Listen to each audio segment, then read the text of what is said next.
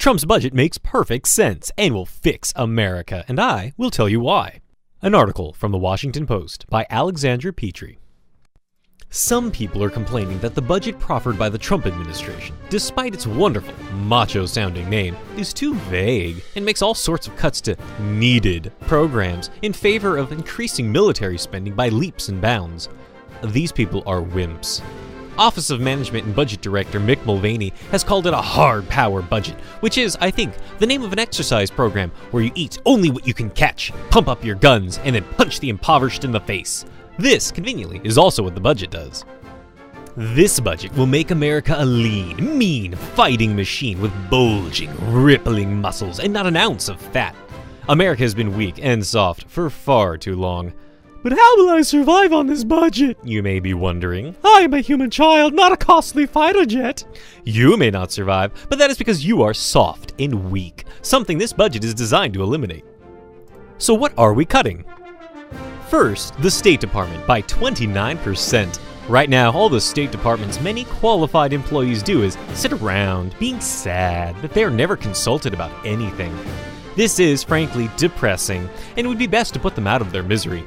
Besides, they're only trained in soft diplomacy, like a woman would do, and nobody wants that. Only hard power, now that we have a man in charge who thought the name Rex Tillerson was not manly enough and rechristened himself Wayne Tracker. With the money we will save on these sad public servants, we'll be able to buy lots of guns and F-35s and other cool things that go boom and pow and pew pew pew pew. Next, the Environmental Protection Agency. We absolutely do not need this. Clean rivers and breathable air are making us soft and letting the Chinese and the Russians get the jump on us. We must go back to the America that was great, when the air was full of coal and danger, and the way you could tell if the air was breathable was by carrying a canary around with you at all times, perched on your leathery, coal dust-covered finger.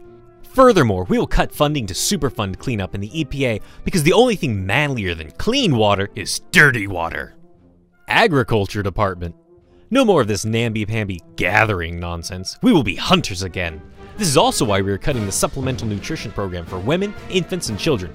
Let them fight for their meat, or have none. The Commerce Department.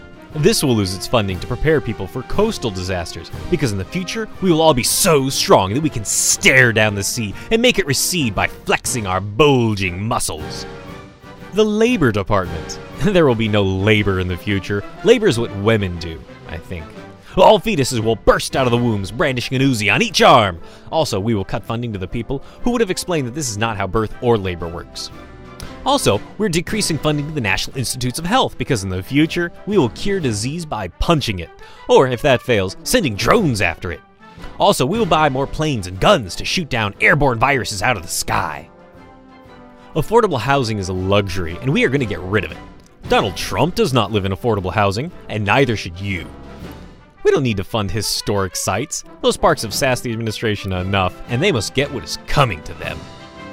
A few other things we're cutting are the Chemical Safety Board, because give us chemical danger, which sounds way more metal. The Corporation for Public Broadcasting. Instead, anyone who turns on the radio will be able to hear audio footage of a Trump son shooting a rare land mammal. National Endowment for the Arts. The NEA will be destroyed and replaced with an armored helicopter with a shark painted on it. The National Endowment for the Humanities. The NEH will be replaced with half a fighter jet and a bunch of drones. This is the only art America needs. U.S. Institute of Peace? Wimpy. U.S. Interagency Council on Homelessness? We will all live outdoors in the new hard power America, and we will pump steel together and shout grrr, and there will be no mental illness because it's only in your mind. Woodrow Wilson International Center for Scholars. This is counterintuitive given Wilson's track record of racism, which is no longer the handicap that it once was. But you must remember that he also tried to start the League of Nations, which was like the United Nations, but more so. There is a $2.6 billion line in the budget to pay for the wall until Mexico pays for the wall. I think. Sounds right. The education budget is also cut, so I can't really tell if this logic makes sense.